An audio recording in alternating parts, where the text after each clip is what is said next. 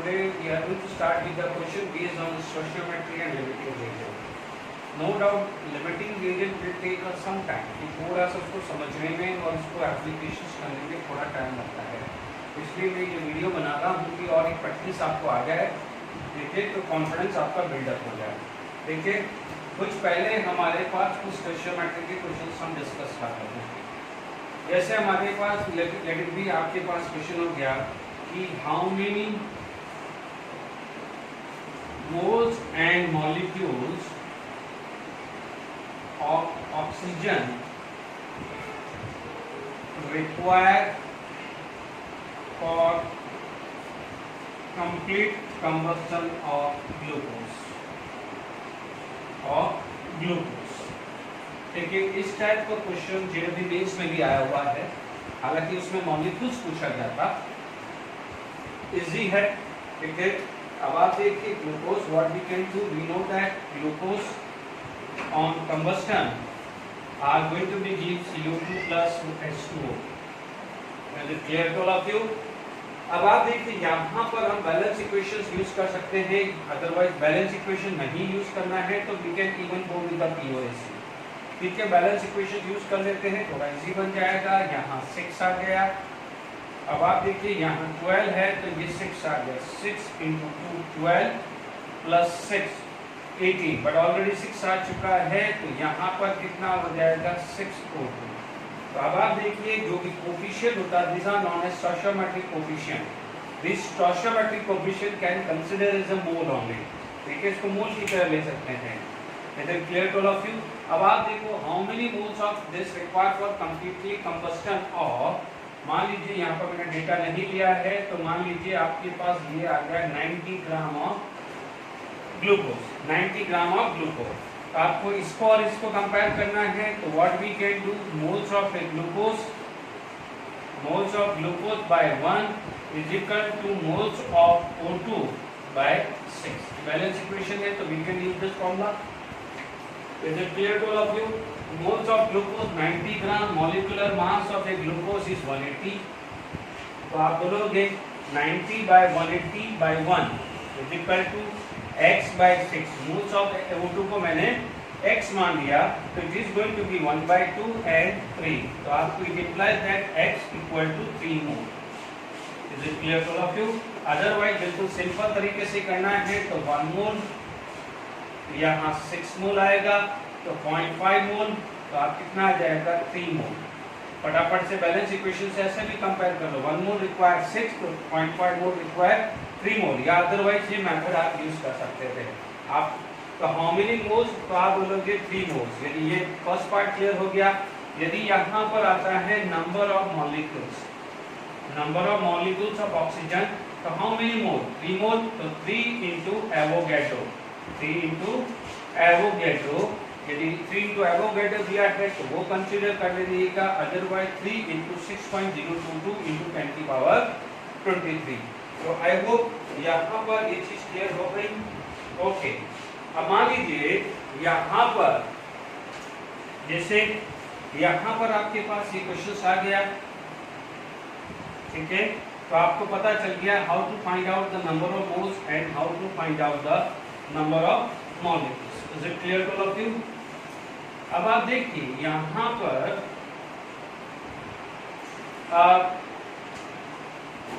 देखिए यहाँ पर क्वेश्चन आ गया है कि how many moles of oxygen and air required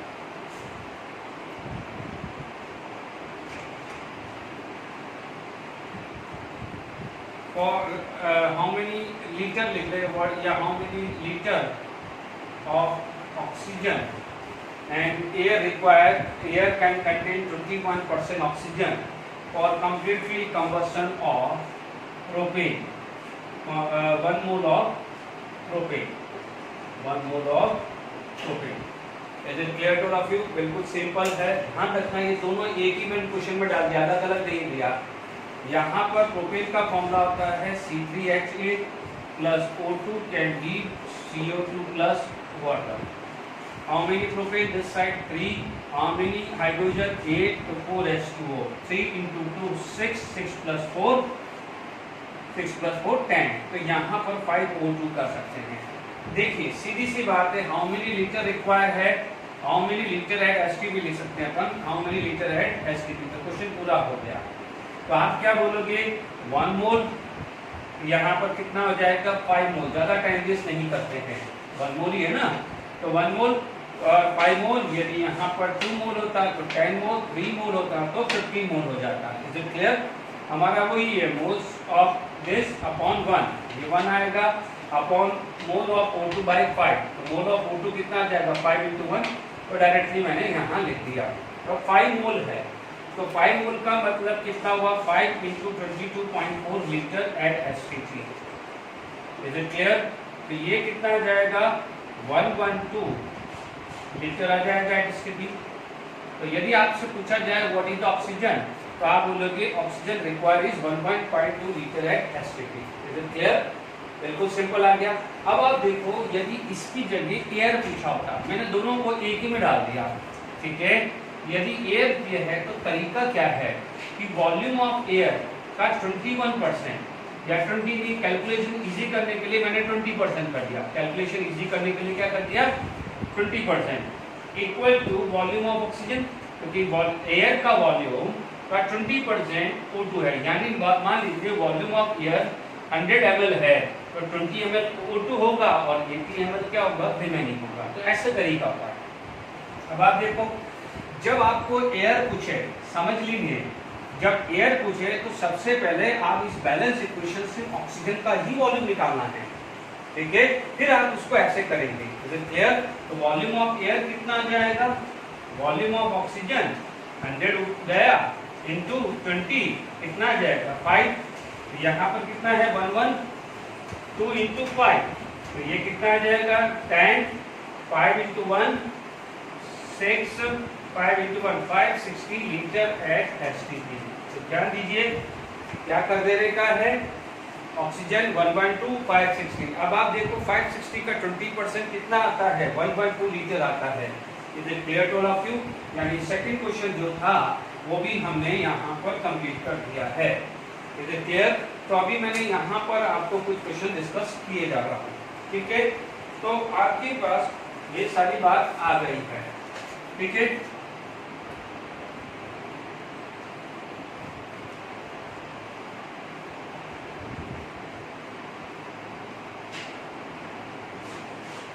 okay, अब देखिए यहाँ पर कुछ क्वेश्चन हमारे पास ऐसा है आ गया कि what is the volume of oxygen at STP produced due to decomposition of 100 gram of KClO3 if it is 90% pure, if it is 90% pure आ गया है। तो अब आप देखिए KClO3 का डिकम्पोजिशन पड़ा हुआ है, KClO3 का डिकम्पोजिशन पड़ा हुआ है will give KCl plus O2। Clear? यदि मान लीजिए मुझे ये नहीं लगाना है तो we can go with the POSE लगाया है, ये दोनों को कंपेयर करना है। तो मैं क्या बोलूंगा moles of KClO3, how many oxygen 3, तो 3 into equal to 2 into mole of O2। ये POSE लगा रहा हूँ तो मैं इस लेक्चर में दोनों की रिवीजन करवा रहा हूँ, POSE और बैलेंस इक्वेशन के लिए। तो जो भी आपको कंफर्टेबल लगे वो काम कर लीजिए। ऑक्सीजन कॉमन था, how many oxygen 3 into moles of this, oxygen कितना था 2, तो 2 इंटू मोल्स ऑफ O2। अब थोड़ा केयरफुल रहना, यहाँ पर एक टर्मिनोलॉजी ऐड कर दिया है 90% प्योर, क्या कर दिया है 90% प्योर। तो आप बोलोगे mass of pure KClO3, mass of pure KClO3 100 का 90% यानी 90 ग्राम है। Is it clear? तो आप जब भी यहाँ पर लिखोगे मोल, मोल में क्या निकालते हैं? मास। मोल में क्या निकालते हैं? मास। तो मास आपको 90 लेना है, 100 नहीं लेना है, गलती नहीं, क्योंकि 90% प्योर है तो 10% क्या है? इम्प्योर है। तो 10% जो इम्प्योर फॉर्म है वो नहीं देती है। सपोज एक एग्जांपल आप ले लीजिए कि मान लीजिए आपने एक टी बनाया, ठीक है, मिल्क डाला, उसके अंदर टी लीफ डाली और टोटल वेट आपके पास 100 ग्राम आ गया, ठीक है। पर आप बोलते हो कि जो भी मिल्क है इस सॉल्यूशन के अंदर 90% प्योर है, तो आप बोलोगे 90 का मिल्क बनेगा, 90 का टी बनेगा, यानी जो 10 बचेगा वो टी लीफ के फॉर्म के अंदर विस्क फॉर्म में चला जाएगा। Is it clear? तो आप देखिएगा जितना प्योर मिल्क था उसी के रेस्पेक्ट में टी बनी कि नहीं बनी, और जो वेस्टेज साइड जैसे टी लीफ उसको आपने क्या करा? टी बनाया और उसको क्या करा? थ्रो कर दिया। Is it clear? तो ये प्योरिटी का कंसेप्ट हमेशा ध्यान रखना, जितना परसेंट कंपाउंड प्योर होता है उसी के रेस्पेक्ट में प्रोडक्ट फॉर्म होता है। Impurities never give a product, make sure. इसलिए 90 1122.5 ध्यान दीजिए, सुन लीजिए, ये 112.5 उसका मोलार मास होता है। बार बार आप कंफ्यूज हो जाते हैं व्हाट इज 112.5। बच्चों ध्यान दो, मोल फॉर्मूला, मोल का फॉर्मूला क्या है अब तो आना चाहिए, mass upon molar mass. Is it clear? Equal to 2।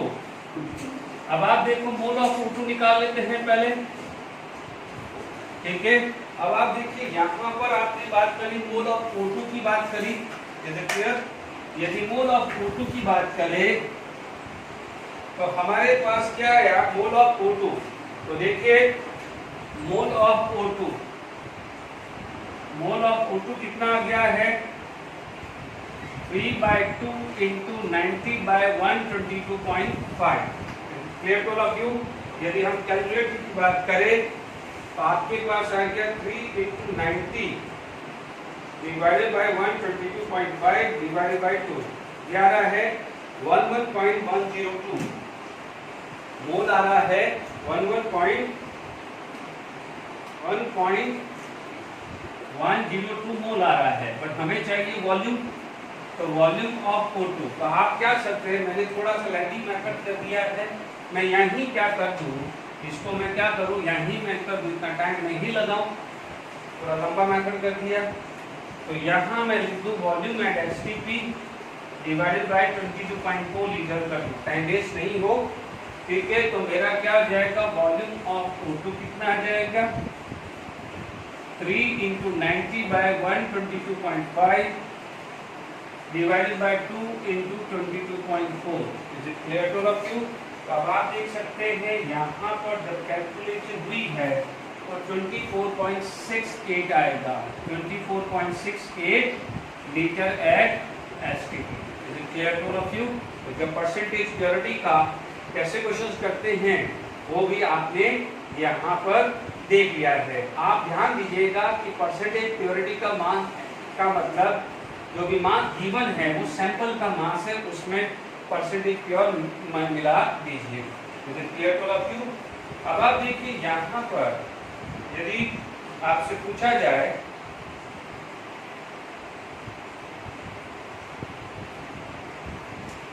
तो यहाँ पर इसका कई बार आपको परसेंटेज एंड भी पूछ सकता है।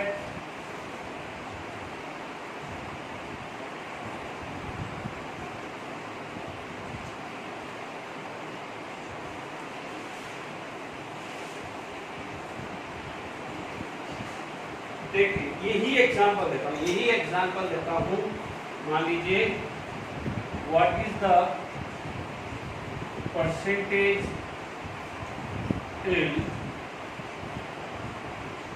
if 2 gram of KClO3 on decomposition will give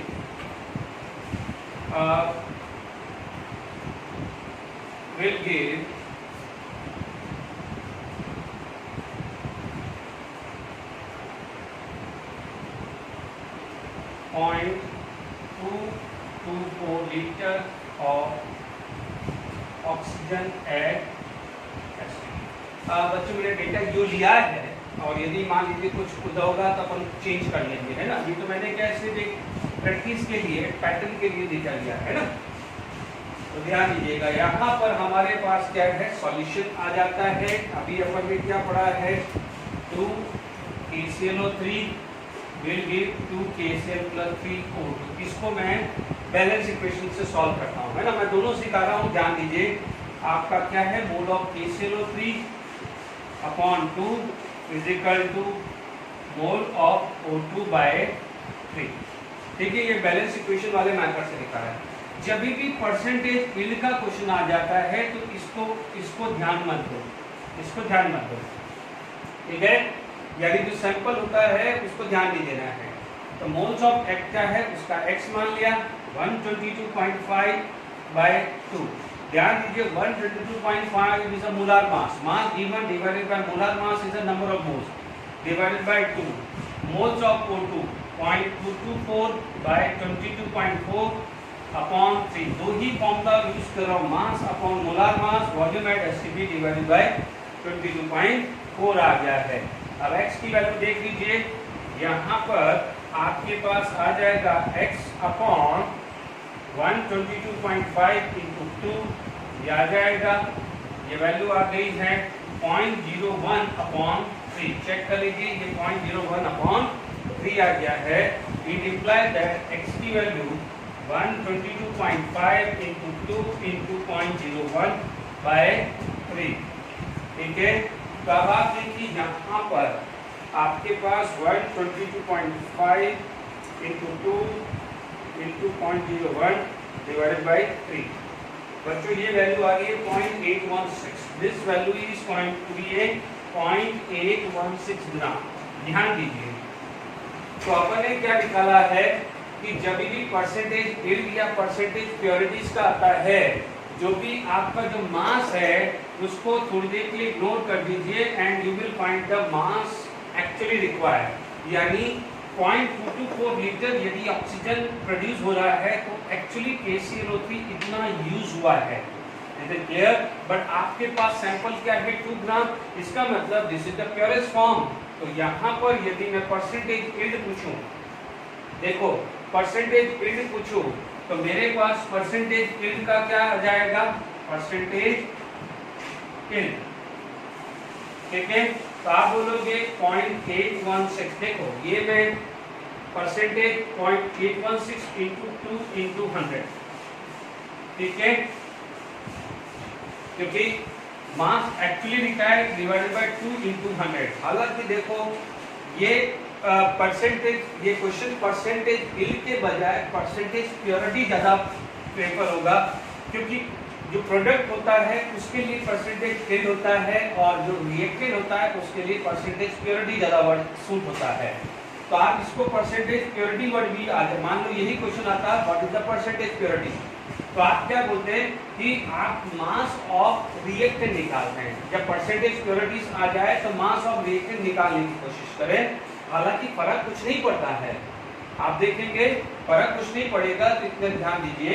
अभी देखिए आप कोई, तो ये परसेंटेज प्योरिटीज होता तो आप बोलोगे this much is the pure form and this is the mass of sample, pure upon mass into 100।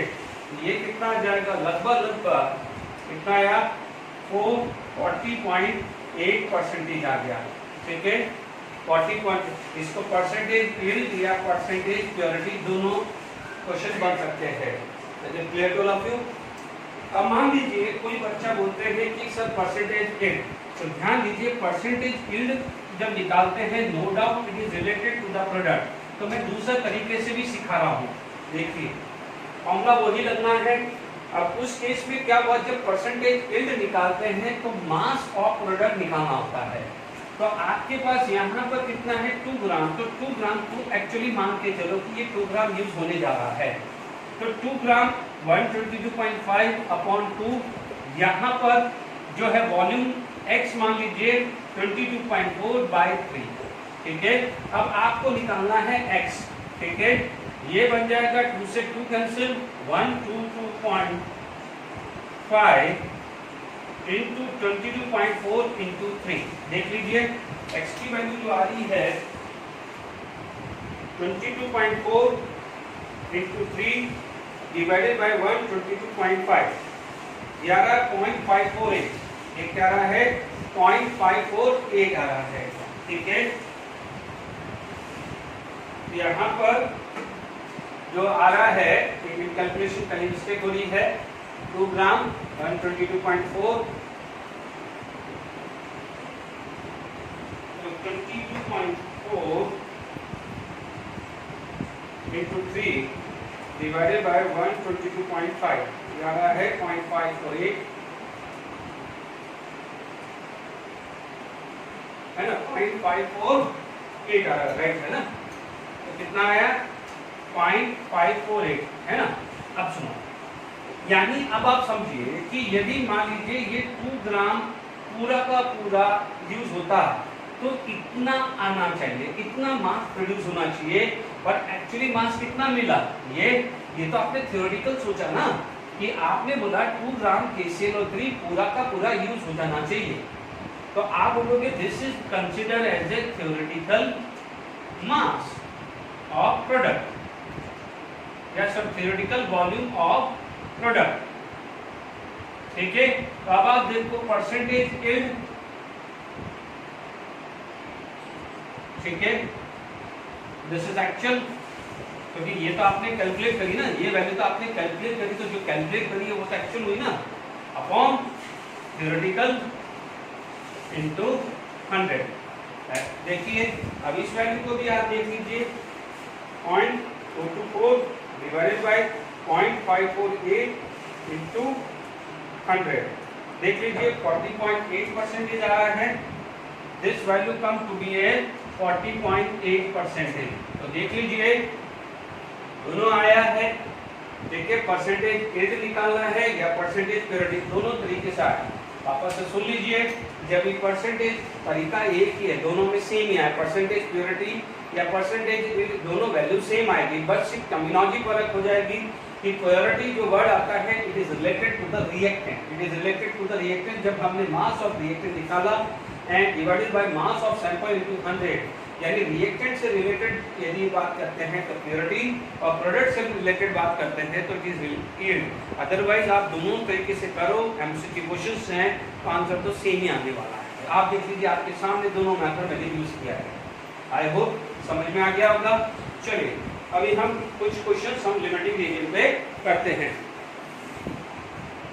देखिए हमारे पास नेक्स्ट जो है कुछ लिमिटिंग रीजन के क्वेश्चन कर लेते हैं। मान लीजिए हमारे पास क्वेश्चन आ जाता है कि 60 gram of Mg and let it be 60 gram of O2 present in the container, ठीक है। पहला आ जाएगा which is limiting reagent,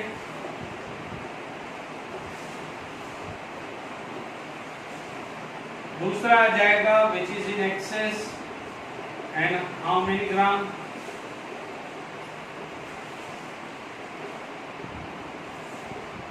है ना। और आपसे पूछाएगा mass of Mg products, mass of MgO products.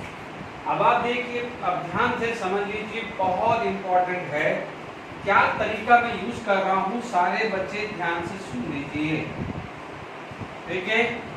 Mg plus O2 give MgO, Mg plus O2 give MgO, ये 2 ये 2। पहला मेथड देखिए, पहला मेथड जब आपको लिमिटिंग एजेंट या मान लीजिए लिमिटिंग एजेंट ABC में कहीं भी है तो सबसे पहले लिमिटिंग एजेंट को चेक करें, है ना। तो आपका पहला होता है check limiting reagent, LR is a limiting reagent.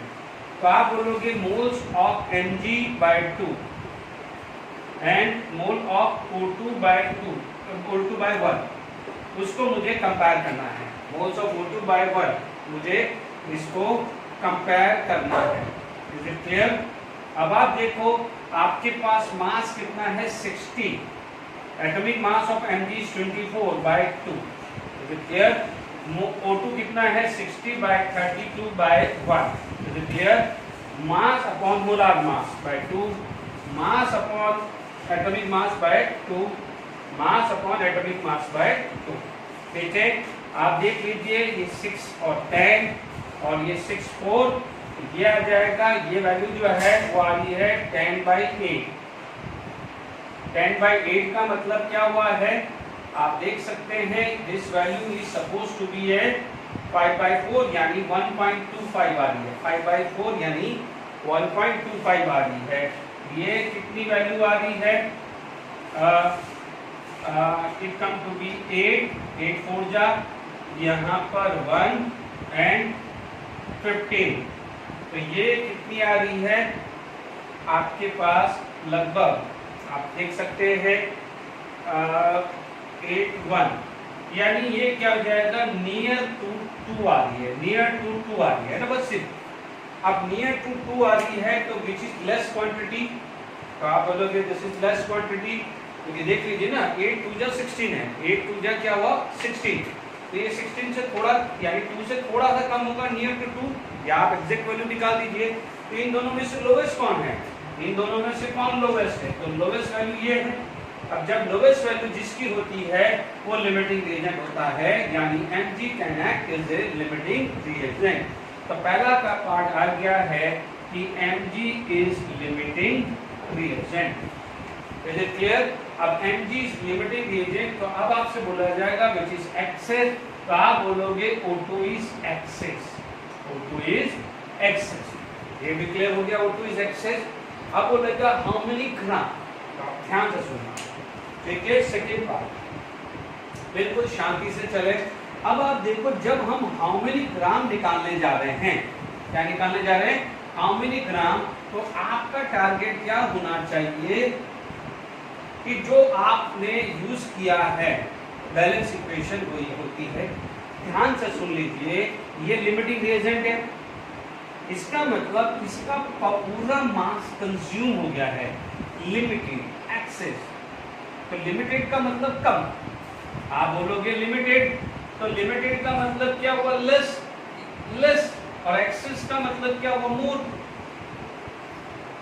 खाना बच गया एक्सेस खाना कम पड़ गया खाना बहुत लिमिटेड थाली कभी भी जाते ना गुजराती थाली पंजाबी थाली लिमिटेड थाली यानी वो उतना है आपकी भूख ज्यादा है या कम है उससे ज्यादा नहीं जाएगा इज इट क्लियर तो लिमिटेड लेस और एक्सेस तो ध्यान रखना ठीक है तो जो लिमिटेड है जब आपने फर्स्ट स्टेप में डिसाइड कर दिया लिमिटेड तो जो लिमिटेड है उसका जो मास है पूरा कंज्यूम होना चाहिए तो 60/24/2 गलती नहीं होनी चाहिए मोल ऑफ O2 अब मोल ऑफ O2 है इसका मतलब जो ऑक्सीजन का जो मास दिया है वो पूरा यूज नहीं हुआ है क्योंकि ये चीज पता चल गई है एक्सेस यानी 60 में से कुछ बच रहा होगा तो आप मान के चले कि x मास O2 यूज हो रहा है तो आप बोलोगे x/32 would be it's mole because mass used upon molar mass divided by 1 अब देख लीजिए ये वैल्यू अभी अपन ने कैलकुलेट करी है 1.25 आ रही है दिस वैल्यू अभी मैंने कैलकुलेट करी है तो 1.25 है अदरवाइज कैलकुलेट करके देख लीजिए 60/48 तो x की वैल्यू कितनी आ रही है 32 into 1.25 32 into 1.25 चेक कर लीजिएगा ओके तो 32 into 1.25 it's come to be 40 ये वैल्यू आ रही है 40 ग्राम अब आप देखो 40 ग्राम रिएक्ट हो गया है 40 ग्राम रिएक्ट हो गया है और 60 ग्राम अवेलेबल था तो आप बोलोगे unused mass of oxygen unused को बोल सकते हैं रिमेन कितना था 60 चला कितना गया 40 तो बचा कितना 20 ग्राम कितना बचा 20 ग्राम तो 20 ग्राम रिमेन हुआ कि नहीं हुआ देख लीजिए पहला स्टेप में क्या था mole of Mg/2 and moles of एक चीज हमेशा ध्यान रखना कि जब भी रिएक्टेंट एक है तो लिमिटिंग रिएजेंट नहीं आएगा 2 है या 3 है या 4 है और वैल्यू दी हुई है तभी लिमिटिंग रिएजेंट आएगा क्या करना है mole of A/A and moles of B by B को कोरिलेट कर दो, जिसका रेशियो कम होगा वो लिमिटिंग एजेंट होगा। पहला पार्ट क्लियर। तो इसका मतलब ये लिमिटिंग एजेंट है, तो दूसरा पार्ट क्या हो जाएगा, एक्सेस होगा। जब आपसे पूछा जाए कि कितना एक्सेस है, तो ध्यान रखना जो लिमिटेड है उसका पूरा मास यूज होगा, यानी जो लिमिटेड है उसका मोल आपको ऐसे गिवन मास से निकालना है। It is clear. टेक्निकली आप बोलो लिमिटेड, इसका मतलब उसका पूरा खत्म। ठीक है, तो आप बोलोगे कि दूसरा पार्ट जो एक्सेस है उसका मास रिएक्टेड निकालना पड़ेगा। तो यहाँ पर मास रिएक्टेड 40 ग्राम आया, अवेलेबल कितना था 60, 40 यूज हो गया, तो बचा कितना 20 ग्राम। क्लियर। अब आप देखिए जब आपको एनजीओ का मास निकालना है, देखिए एनजीओ का मास निकालना है, मान लीजिए यहाँ पर एक रिएक्टेंट, एक ही प्रोडक्ट है, तब तो काम आसान है। मान लो एक से ज्यादा प्रोडक्ट होते तो हम क्या लगा देते कि लिमिटिंग एजेंट कौन है। मैं दोनों तरीका बता रहा हूँ, this is limiting agent and this is product, है ना। मैं दोनों तरीका बता रहा हूँ। मान लीजिए यहाँ पर एक और प्रोडक्ट होता तब तो यही तरीका है। आप बोलोगे moles of Mg/2 equal to moles of MgO by 2 आ जाएगा। डन। तो 2 से 2 तो कैंसिल वैसे ही आ गया। यहाँ पर कितना है मोल्स ऑफ Mg 60/24, क्योंकि 2 तो कैंसिल हो गया। मास निकाल दिया, मान लीजिए मास ऑफ MgO का कितना होता है 24 + 16 कितना आया 40, तो मास कितना आ गया 40 × 1.25, 40 × 1.25, तो 40 × 1.25 इट्स कम टू बी 50। ये कितना आ रहा है 50 ग्राम। ठीक है, ये तरीका भी है। अदरवाइज जब ये पता चल गया है कि सिर्फ एक ही प्रोडक्ट है, तो आप देख लीजिए कितना मास यूज हुआ है। ठीक है, आपने यदि पता चल गया कि कितना यूज हो रहा है, तो आप दोनों तरीके से निकाल सकते हैं। गड़बड़ हुई है तो Mg दिस मास 60/24, सॉरी मैंने ये 50 नहीं आएगा, यहाँ पर 60/24, तो अपना ये 48 होता तो 1.25, दिस पॉइंट टू बी 2.5 है, तो ये वैल्यू आ रही है 100 ग्राम। गलती हुई है, करेक्शन कर लीजिए, दिस इज 2.5 हुआ है, तो ये आ गया है 100 ग्राम आ गया है। मुझे क्लियर। तो अब आप देखो जब एक रिएक्टेंट है तो ध्यान दीजिए MgO का कितना यूज हुआ 60 ग्राम, O2 का कितना यूज हुआ 40, मेक श्योर 40 यूज हुआ है, ये यूज नहीं हुआ है, तो 40 यूज हुआ है, यानी 40 रिएक्ट हुआ 60 से, तो 60 + 40 कंजर्वेशन ऑफ मास लगा सकते हो, कंजर्वेशन ऑफ मास लगा सकते हो। But this method is applicable, this plus this equal to this, जब एक ही प्रोडक्ट है, एक से ज्यादा प्रोडक्ट है, तो then go with this method, make sure. Is it clear to all of you? तो ये समझ में आ गया आपके पास। ओके, अब आप देख लीजिए यहाँ पर ये क्लियर हो गया होगा कि अपन ने MgO को कैसे यूज किया है। ठीक है, अब मान लीजिए एक और मेथड, एक और क्वेश्चन सॉल्व करते हैं तो और प्रैक्टिस हो जाएगा।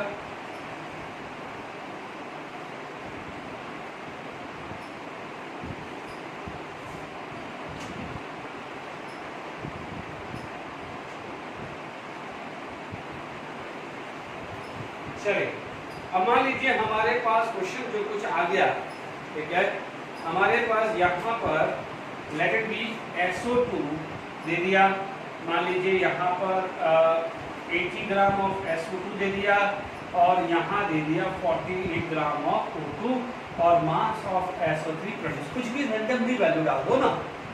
ठीक है, आप देखिए सबसे पहले बैलेंस इक्वेशन लिख दीजिए। आप बोलोगे सर 2SO2 + O2 भी 2SO। डन, बैलेंस इक्वेशन लिख दिया। फर्स्ट तरीका क्या है, find out the limiting agent. Her case में लिमिटिंग एजेंट सबसे पहले निकाल दीजिए। तो mole of SO2/2 mole of O2/1, इसको कंपेयर करना है जैसे अपन ने पहले किया था। ठीक है, mole of SO2/2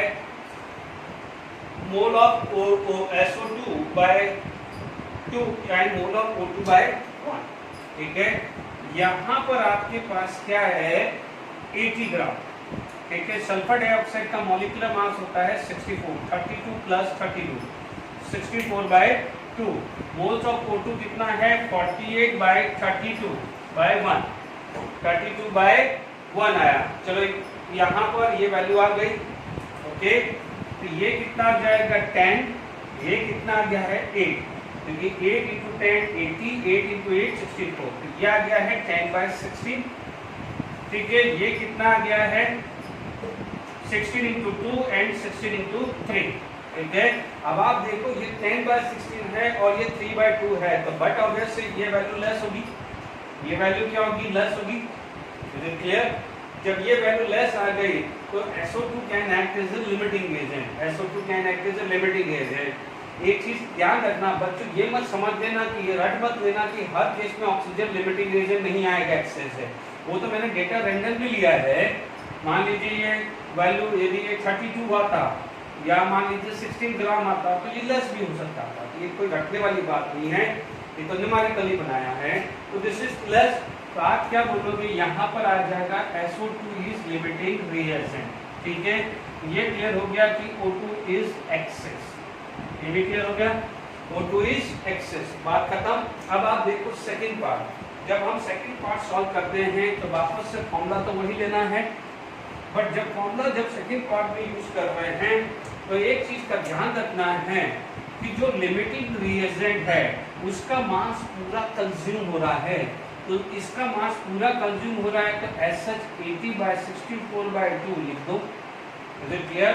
mass of SO2 divided by molar mass, number of moles by 2 is equal to moles of O2, यानी x मास निकाल दिया और 32। Is it clear? तो it implies that x equal to ये आया 10, ये आया 8, तो ये कितना आ जाएगा 32 into 10/16, 32 into 10/16। Is it clear? तो आपके पास कितना गया 16 इंटू 2, तो ये आ गया है 20 ग्राम। बट ध्यान दीजिए 20 ग्राम रिएक्ट हुआ है, 20 ग्राम रिएक्ट हुआ है और हमें निकालना है एक्सेस, तो ये 20 ग्राम क्या हुआ है रिएक्ट। Is it clear? तो आप क्या बोलोगे, एक्सेस जब निकाल रहे हैं तो आपके पास अवेलेबल कितना था 48, यूज कितना हुआ 20, तो एक्सेस आ गया है 28 ग्राम, तो 28 ग्राम होगी एक्सेस, यानी एक्सेस O2, एक्सेस O2, तो एक्सेस O2 कितना आ गया है आपका 28 ग्राम। क्लियर? अब देखिए क्योंकि एक है तो मैं ज्यादा टाइम वेस्ट नहीं करूंगा, जब एक रिएक्टेंट है तो मैं तो यही एडवाइस करूंगा आप कंजर्वेशन ऑफ मास लगाइए। क्या लगाएंगे? कंजर्वेशन ऑफ मास लगाएं। फिर भी आप दूसरा मेथड यूज करना है, ठीक है। दिस इज लिमिटिंग रिएजेंट, इसका 80 ग्राम यूज हुआ, गलती से भी 2 इंटू 80 मत कर देना, 2 इंटू 80 मत कर देना, 80 है। आप एक चीज देखिए, मैं आप दो फ्रेंड है, आप दो फ्रेंड है, उसको मैं एक मार्कर दूंगा क्योंकि आप दो फ्रेंड है तो दो मार्कर थोड़ी बनेंगे। आप दो फ्रेंड है, दो फ्रेंड को मैंने एक ये दिया कि भाई बेटा मार्कर दे लो, मैंने तो मार्कर एक ही दिया है ना, तो दोनों के बीच में मार्कर एक ही आएगा, तो ये गलती मत करना। 80 ग्राम है तो 2 इंटू 80 160 मत करना, क्योंकि मास जितना है वो ऐसा का वैसा ही आएगा, गलती नहीं होनी चाहिए। अब आप देखो ऑक्सीजन रिएक्ट कितना हुआ है 20, तो ये 20, 80 प्लस 20 तो it would be 100 gram. Calculation check कर लीजिएगा, मेथड देख लीजिए, कैलकुलेशन गड़बड़ है तो you can check out yourself. Is it clear? तो ये 100 ग्राम आपका ये क्वेश्चन आ गया है। Is it clear? तो लिमिटिंग रिएजेंट में मैंने आपको ये दो क्वेश्चन डिस्कस किए हैं। Is it clear? अब देखिए यहाँ पर मान लीजिए मैं कुछ मोल वाला भी सिखा देता हूँ कि यदि मोल्स में क्वेश्चन पूछा गया है, ठीक है, तो आप देखें यहाँ पर तीसरा वैरायटी प्रॉब्लम डाल देता हूँ कि हाउ मेनी मोल्स कर देते हैं, यहाँ पर ग्राम की जगह क्या कर देते हैं हाउ मेनी मोल। आप बोलोगे 5 moles of nitrogen and 3 mole of hydrogen is present in the container and how many moles of ammonia produce, how many moles of ammonia produce। तो तो clear? आपको पता है N2 + 3 H2 give to NH3, देखिए balance equation आ गई। सबसे पहला काम है लिमिटिंग रीजन को चेक करना। First step, mole of N2 by 1 and moles of H2 by 3, इनको कंपेयर करना है। N2 by 1, H2 by 3, how many मोल 5, यहाँ 5 by 1, how many mole 3 by 2, तो ये क्या हुआ लेस, ये क्या हुआ लेस, तो can act is the limiting reagent. Is it clear? यहाँ पर आपका लिमिटिंग रिएजेंट कौन आ गया है? Hydrogen. Hydrogen is limiting reagent. Hydrogen क्या हो गया है? लिमिटिंग रिएजेंट हो गया है। तो जब आपके पास लिमिटिंग रिएजेंट आ गया है हाइड्रोजन, तो जब आपका सेकेंड पार्ट जाएगा तो आप ये वापस से यही बैलेंस इक्वेशन लगाएंगे, बट ध्यान दीजिएगा दोनों के बीच में इक्वल आएगा, because we are just going to find out the how many moles are actually react. कौन लिमिटिंग रिएजेंट है? हाइड्रोजन। तो हाइड्रोजन के ये जो 3 मोल्स हैं वो पूरे के पूरे यूज हो गए हैं। तो मोल्स ऑफ नाइट्रोजन कितने हुए? तो मोल्स ऑफ नाइट्रोजन जो हुए हैं वो हुए 1, यानी 3 मोल्स ऑफ हाइड्रोजन को 1 मोल नाइट्रोजन रिक्वायर है टू रिएक्ट, बट आपके पास अवेलेबल कितना है? 5 मोल। तो excess mole of nitrogen available कितने थे? 5, रिएक्ट में 1, तो बचे कितने? 4। तो आप बोलोगे नाइट्रोजन इज एक्सेस एंड कितने मोल हुए? 4 मोल एक्सेस। Is it clear? अब आप ध्यान से सुन लीजिए, हमने कभी भी गलती मत कर देना। तो थर्ड पार्ट जब आप सॉल्व कर रहे हैं तो आप देखेंगे यहाँ पर 3 मोल्स यूज हुआ, यहाँ पर 1 मोल यूज हुआ है, तो आप 3 + 1 यहाँ पर 4 मोल मत कर देना। It is not conservation of mole, it is not conservation of mole. आप देख लीजिए, हालांकि इसमें डेटा आपके पास बिल्कुल सिंपल दिख रहा है, सिंपल दिख रहा है, तो लिमिटिंग रीजन के हिसाब से भी कर सकते हो। अदरवाइज दिख रहा है कोफिशिएंट कितना है? 1, 3, तो आपको फटाफट से दिख रहा है 2 मोल। तो आपने थर्ड स्टेप में टाइम वेस्ट नहीं करना है।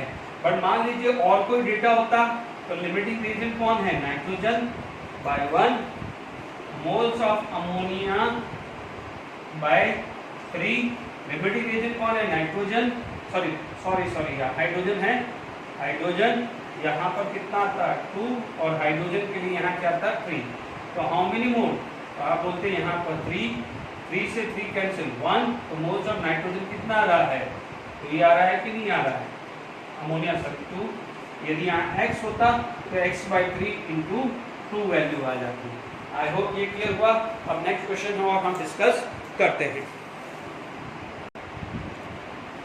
देखिए अब मेरे पास क्वेश्चन है, how many moles of ZnFeS2 can be made from 2 moles of Zn, 3 moles of Fe, 5 moles of S।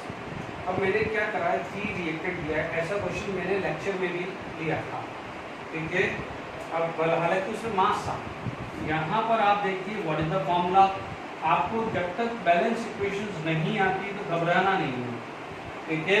आपके पास जिंक कितना है? Zn, यहाँ भी 1, Fe + 2S बना दी इक्वेशन, घबराना नहीं है।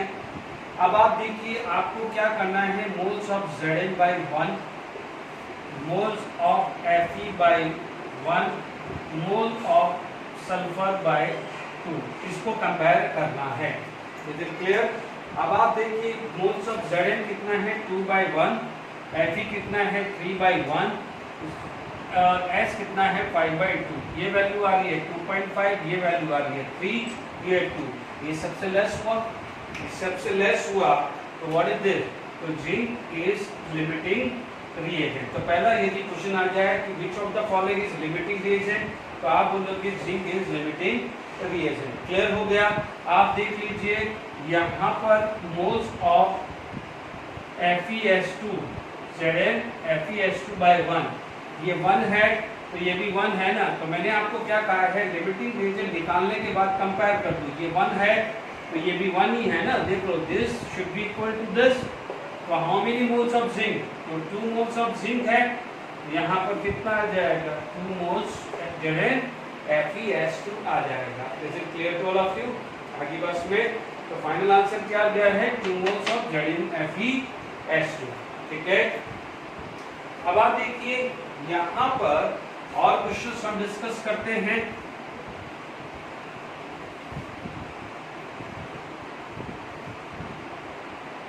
ठीक है,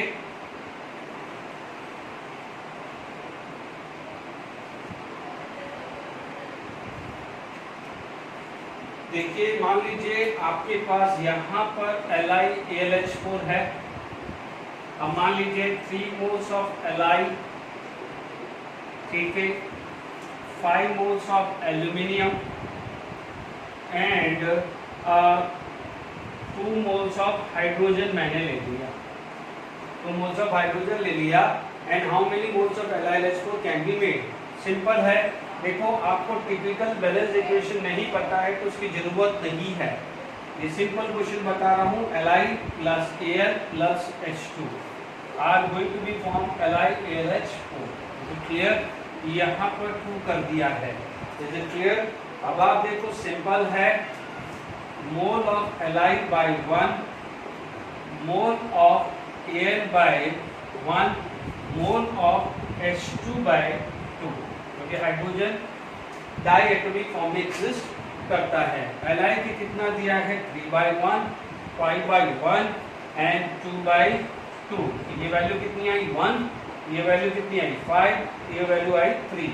तो आप बोलोगे 1 इज लेस, तो which is limiting reagent? Hydrogen is limiting reagent. I hope बहुत सिंपल ट्रिक है, 3 एलिमेंट है, ये 4 एलिमेंट है ना, तो आपके पास हाइड्रोजन इज लिमिटिंग रिएजेंट। ठीक है, अब मान लीजिए इस क्वेश्चन के अंदर मैं एक चीज ऐड कर देता हूँ।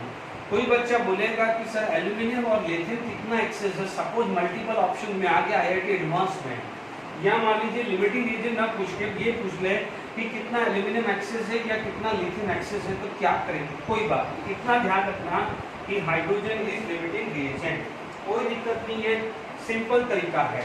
ठीक है, मैंने आपको सेकेंड पार्ट समझा चुका हूँ। हाइड्रोजन लिमिटिंग रिएजेंट है, पहले मैं मार्क कर लूँ तो अपन को याद रहेगा ये लिमिटिंग रिएजेंट। ठीक है, first part is over, second part. अब आप देखो moles of Li, moles of hydrogen पता चल गया है, तो मैंने आपको क्या तरीका बताया है कि जो लिमिटिंग रिएजेंट सेलेक्ट कर दिया है तो जो भी उसका डेटा गिवन है वो पूरा का पूरा यूज होने जा रहा है।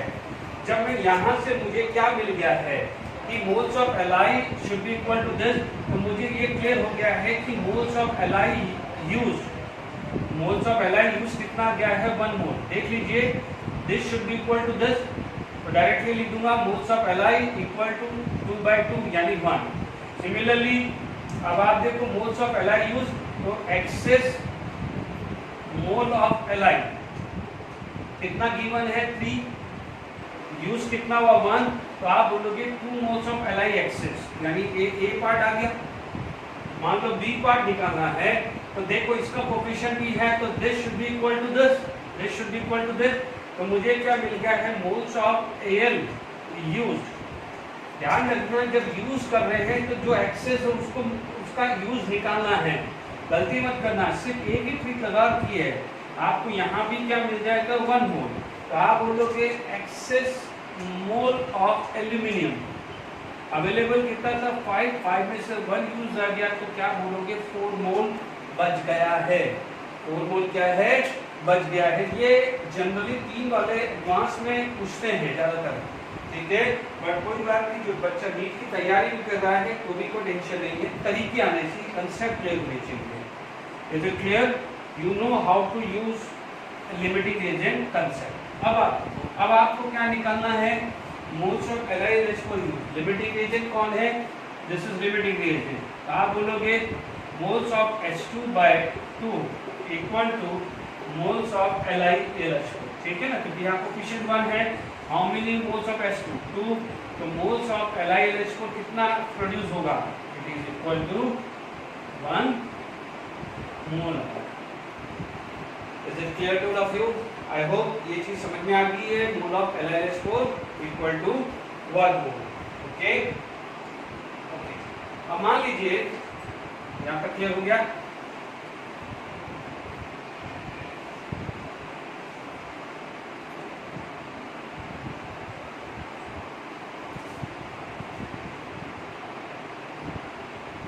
देखिए यहाँ पर नेक्स्ट क्वेश्चन हम करते हैं। मान लीजिए 0.5 moles of H2SO4 is react with let it be 0.3 moles of CaOH twice. How many moles of CaSO4 produce? देखो मोस्टली आपको ये वैल्यू देगा, इससे पता चल जाएगा। हालांकि अभी आपका इनिशियल है, 11th स्टैंडर्ड इनिशियल है, जब 12th एंड तक जाओगे when we will appear the exam, तो अब उस समय तक आपको रिएक्शंस बनाना आ जाएगा, फिर भी तरीका समझ लो। H2SO4 एक एसिड है, कैल्शियम हाइड्रोक्साइड क्या होता है? बेस। आपने इनिशियल क्लासेस में पढ़ा होगा acid when combined with the base are going to be form salt. आप देख लीजिए CaSO4, यानी this part is going to be combined with this part. तो आप देखो हाइड्रोजन कंबाइंड विद OH, तो क्या बनेगा? H combined with OH are going to be produce water. ठीक है, फिर भी हम बोलते हैं acid combined with the base are going to be form salt plus water. Is it clear? तो आपका बैलेंस इक्वेशन क्या बना है कि H2SO4 plus CaOH twice are going to be formed CaSO4 plus H2O. Is it clear to all of you? यहाँ पर आपके पास 2H2 आ गया, बैलेंस इक्वेशंस आ गई है। आई डोंट थिंक सो कि कुछ और बैलेंस करने की जरूरत है। Is it clear to all of you? ठीक है, अब आप देखो आसान है। How many moles of CaSO4 produce? हालांकि यहाँ कोफिशिएंट 1 1 है, तो मैं ज्यादा टाइम वेस्ट नहीं करूंगा। 0.13, 0.15 by 1, 0.3 by 1, कौन लेस है? ये लेस है, तो it can act as a limiting reagent. बिल्कुल समझ लीजिए, moles of H2SO4 by 1, moles of CaOH by 1, कौन कम है? ये लेस है, तो दिस इज लिमिटिंग रिएजेंट। बात खत्म। आप देखिए, जब लिमिटिंग रिएजेंट है तो लिमिटिंग रिएजेंट समझ में आ गया।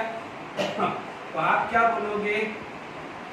Moles of H2SO4 used should be equal to moles of CaOH twice.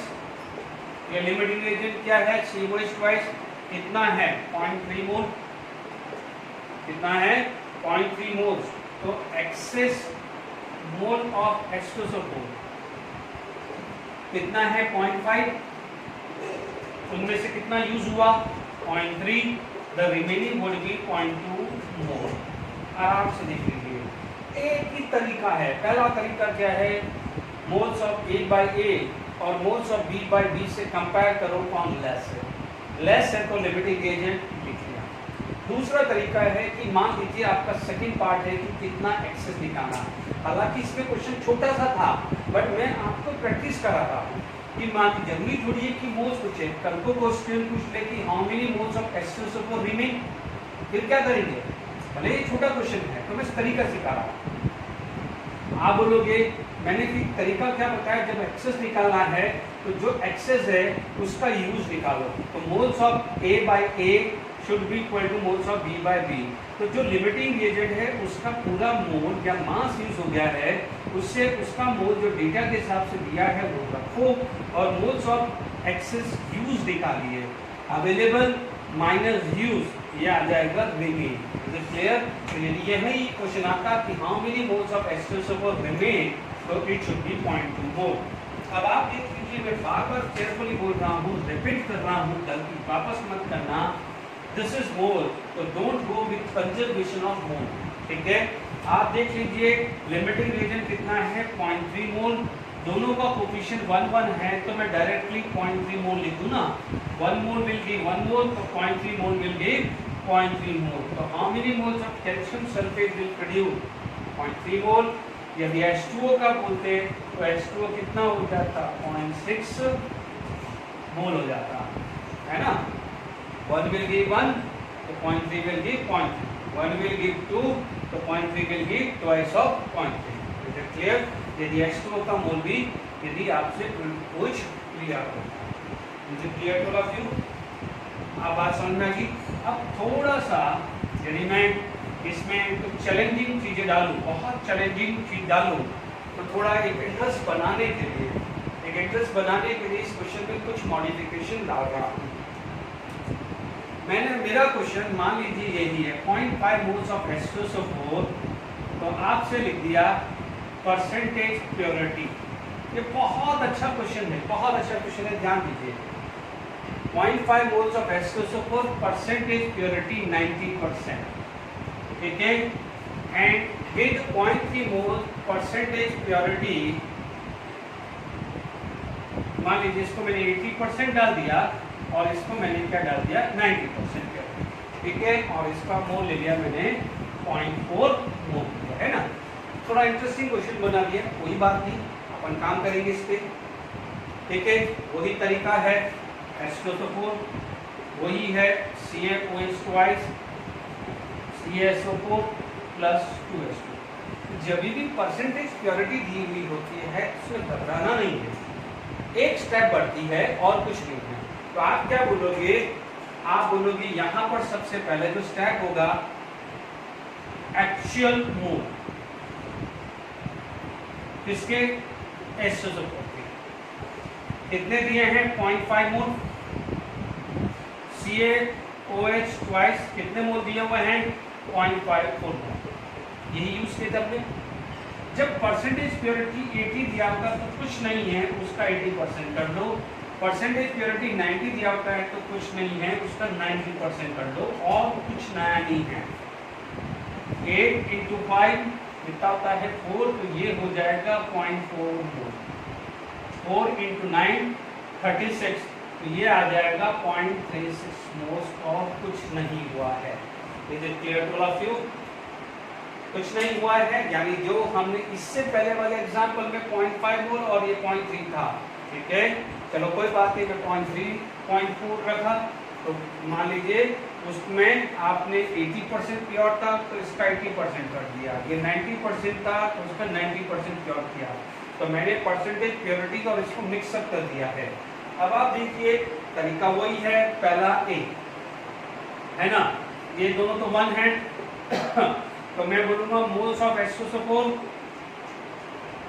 And moles of CaOH twice divided by 1 है, तो मैंने देखा कितने मोल है इसके 0.4। अब हम 0.5 नहीं लेंगे, 0.5 इज नॉट प्योर, इसका क्या है 0.36 which is plus, this is less, तो can act as a limiting agent.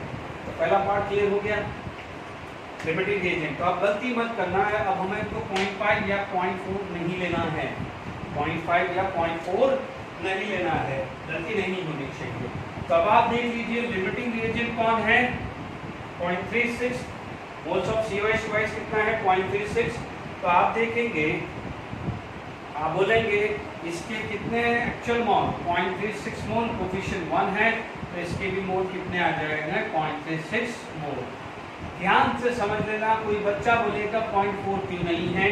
Market से यदि हम कैबेज लेके आए और उसका मान लीजिए 400 ग्राम है, ठीक है, और मान लीजिए जो शॉपकीपर है उसने ये बोला है कि इसमें 90% प्योर है, तो कैबेज के ऊपर जो भी उसमें जो लीव्स होती हैं या फिर कुछ पत्ते जो भी है वो हम हटाते हैं, उसके बाद उसका जो मांस है उसको हम एक्चुअल जो है उसको कट करके उसकी वेजिटेबल बनाते कि नहीं बनाते।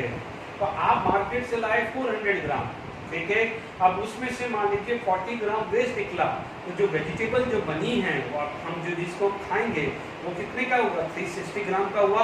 तो आपसे पूछा जाए कि भाई आपने वेजिटेबल कितनी की बनाई, कितनी जो हमने बनाई है, जो किचन में जो वेजिटेबल बनाई है वो कितनी बनाई है, तो आप 400 ग्राम की थोड़ी बोलोगे, आप बोलोगे सर 360 ग्राम की बनी है, क्योंकि 40 ग्राम तो हमारा वेस्ट था। तो वेस्ट की क्या वेजिटेबल बनी है किचन में? नहीं। तो सिमिलरली जितना ये प्योर होगा उसी के हिसाब से तो बनेगा कि नहीं बनेगा। समझ में आया कि नहीं? ये बहुत अच्छा न्यूमेरिकल्स है ये। आप देख लीजिए परसेंटेज प्योरिटीज और लिमिटिंग रिएजेंट और स्टोइचियोमेट्री सबको मिक्स करके ये क्वेश्चन बना दिया, आपके सामने इमीडिएटली क्वेश्चन बन गया है। तो आप कंसेप्ट पे स्टिक रखिए, लिमिटिंग रिएजेंट क्या होता है, परसेंटेज प्योरिटीज में हम क्या करते हैं, ठीक है। अब मैं एक आध क्वेश्चन कुछ पैरेलल रिएक्शंस टाइप बना देता हूँ, तो क्या है और एक आसान हो जाएगा। Is it clear to all of you? देखिए मान लीजिए आपके पास ये क्वेश्चन मैंने दिया था, उसमें मैं वापस से repeat, S8 plus O2 will give SO2 and SO2 plus O2 give SO2। ठीक है, ये 8 है, ये 8, ये 8, ये 2, ये, ठीक है। अब आपसे बोला जाए कि what is the mass of S8 required to produce 8 gram of SO3, 8 gram of SO3। ध्यान से समझ लेना, जब भी 2 स्टेप हो, 3 स्टेप हो, 4 स्टेप हो, तो मैंने ध्यान करिए POAC बताया था if it is unbalance and दूसरा बताया था फॉर बैलेंस इक्वेशन। हालांकि इसमें बैलेंस दिया हुआ है ना, बैलेंस दिया है। मान लीजिए बैलेंस नहीं दिया होता, मैं दोनों तरीके से समझा रहा हूं, पहले बैलेंस से समझा देता हूं, है ना। आप बोलोगे फर्स्ट इक्वेशन के हिसाब से, बैलेंस इक्वेशन के हिसाब से मोल्स ऑफ S8 कोफिशिएंट कितना है 1 should be equal to moles of SO2 upon 8। Second step के हिसाब से क्या है, moles of SO2 by 2 equal to moles of SO3 by 2। ठीक है, अब ये 2 से 2 तक कैंसिल हो गया, तो moles of SO2 is equal to moles of SO3। अब मैंने फर्स्ट और सेकंड इक्वेशन को कंपेयर किया, इसको किया है मैंने, फर्स्ट और सेकंड इक्वेशन को कंपेयर किया। ठीक है, फर्स्ट और सेकंड इक्वेशन को कंपेयर करने पे मुझे क्या मिला कि moles of S8 is equal to moles of SO3 by 8, यानी SO2 की जगह मोल्स ऑफ SO3 में रख सकता हूं, क्योंकि this should be equal to this. यहां पर सेकंड इक्वेशन में प्रूव हो गया कि नहीं हो गया? Is it clear for of you? मुझे निकालना है मास ऑफ SA, तो मोल कितना हुआ, mass by molar mass. 32 is the atomic mass of sulphur, 8 है, equal to moles of SO3 8 by 80, क्योंकि SO3 का मोलार मास होता है 80 बाय 8। ये 8 कोफिशिएंट वाला है, ये 8 कोफिशिएंट वाला है ना, तो ये 8 से 8 कैंसिल, ये 8 से कैंसिल, तो मास कितना आ जाएगा 32 by 10, it should be 3.2 gram. Check कर लीजिए, 3.2 ग्राम, ये 3.2 ग्राम हो गया। तो आपने क्या करा, जो पैरेलल सीक्वेंस इक्वेशन, इससे ये बना, इससे ये बना, इसको क्या बोलते हैं, सीक्वेंस इक्वेशन। तो इससे अपने ये मास निकाल लिया है। Clear to all of you, है ना।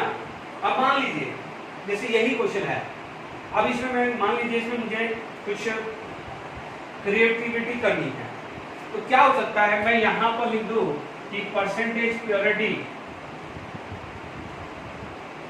मान लीजिए मैंने यहां लिख दिया 80% प्योर कर दिया। आप चाहो तो इसको सेकंड क्वेश्चन बना सकते हो, इसको सेकंड क्वेश्चन बना दो, है ना, घर पे सॉल्व कर दो। तो अब आप देखो जब 80 ग्राम है तो आपका मास ऑफ SO3 एक था सैंपल का 80% प्योर हुआ, तो it come to be 6.4 gram, it come to be 6.4 gram. तो ध्यान दीजिएगा यहाँ पर ये 6.4 आ जाएगा। Is it clear to all of you?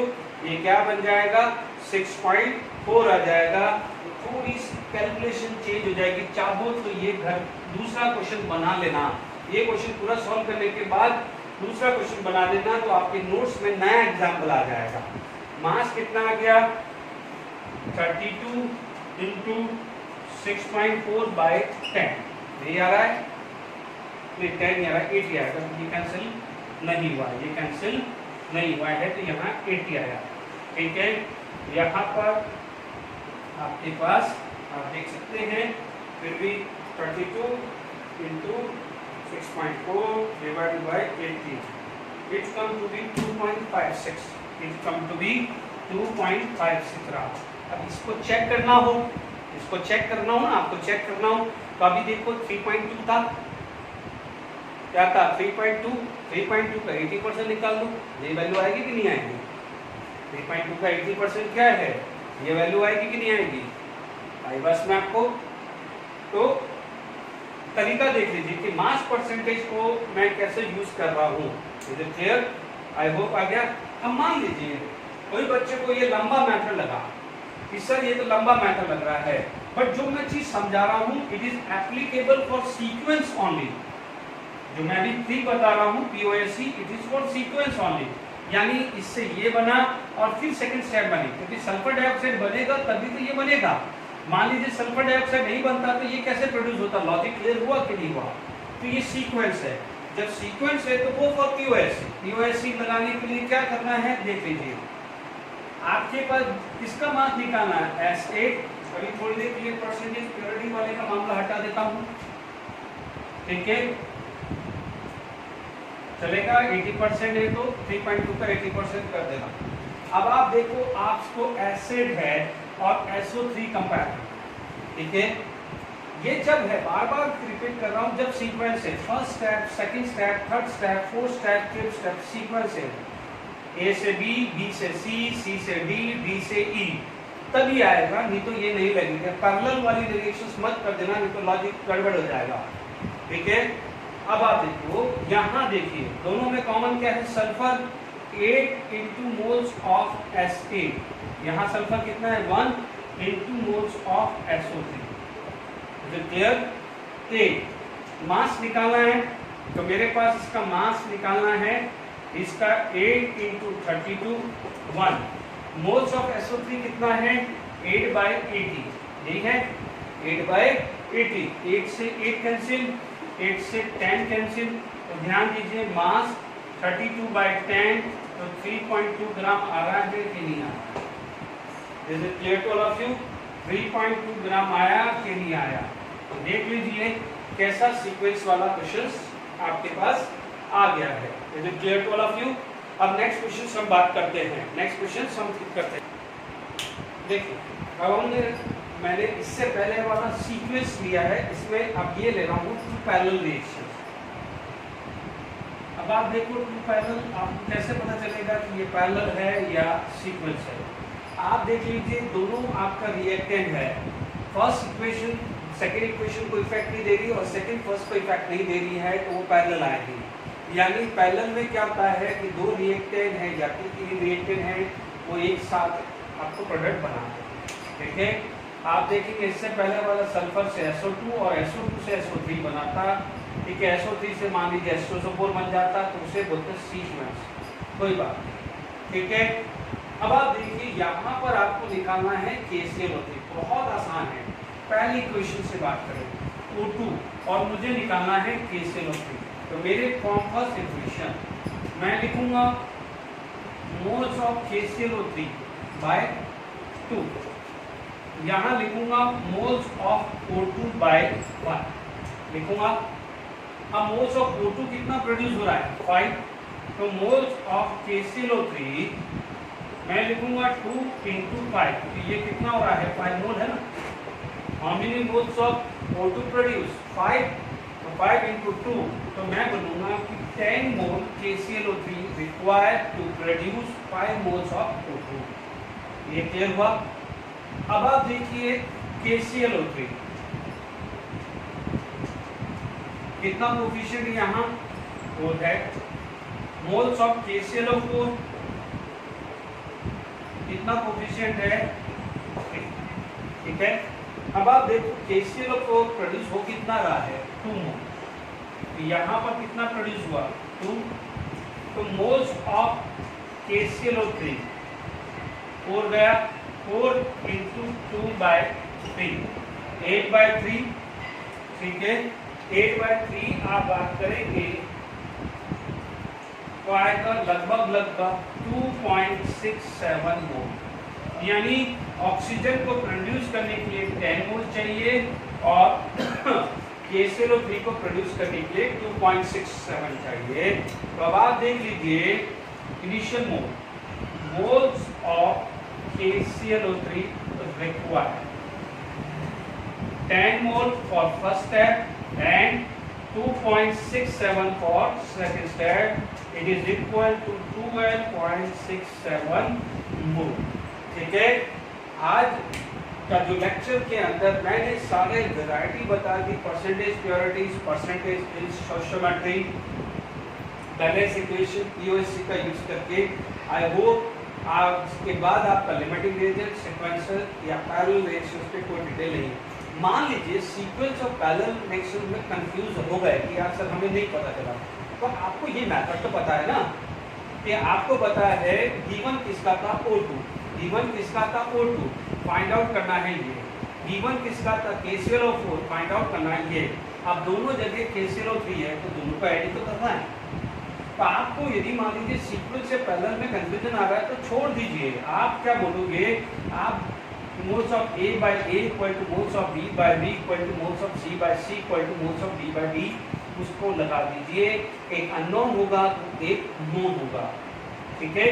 बाकी क्वेश्चन रीड करके पता चल जाएगा यदि पैरेलल और सीक्वेंस में कंफ्यूजन आ रहा है, ठीक है। क्लियर हो गया? I hope. Thank you for today lecture. Thank you.